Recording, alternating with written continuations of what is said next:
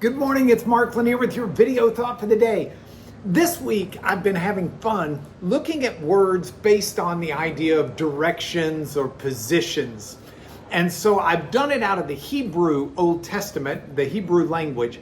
And I wanted to sum up this week with the last word that I'm choosing, which is in Hebrew is just the word al.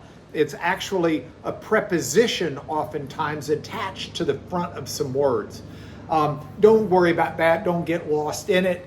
But the idea behind it is actually rooted in the word I did the first day this week, Allah, which is to go up. Al is the idea generally of being over something. So you've gone up. You're over. But I want to look at it specifically with a passage that's found in the book of Psalms. It's a very early psalm. It's Psalm number 3. And the psalm has 3 different times it uses this idea of all or over.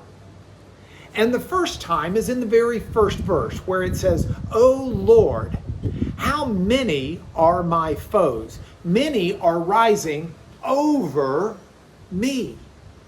My enemies are rising over me." Now, a lot of translators will say against me, but it's that Hebrew word that denotes over or up high. So it's the idea of being weighed down.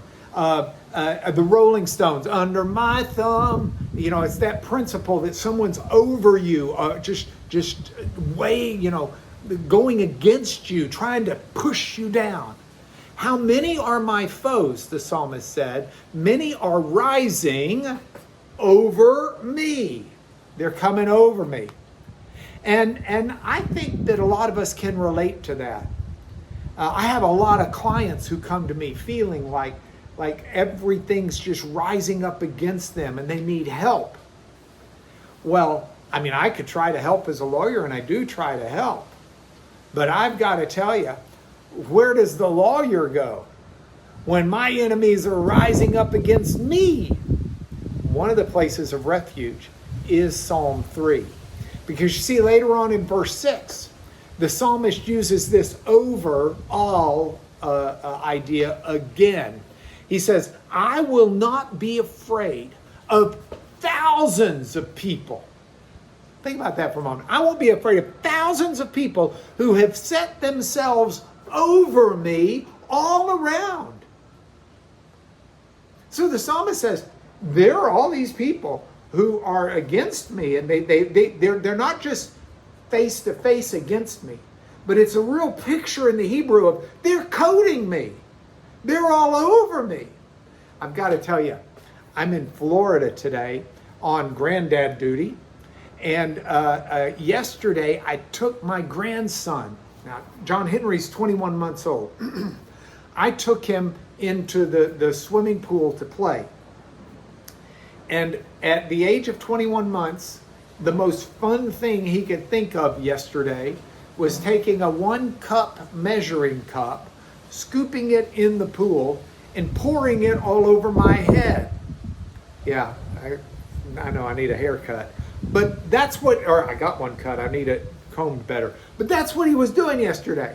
He's just pouring it all over me. And it would run down my back, and it would run down the sides, but it would run over my face. That's the image that's being portrayed here in this Hebrew word all, over. My enemies are all over me, but I won't be afraid of thousands of people all over me, all round about.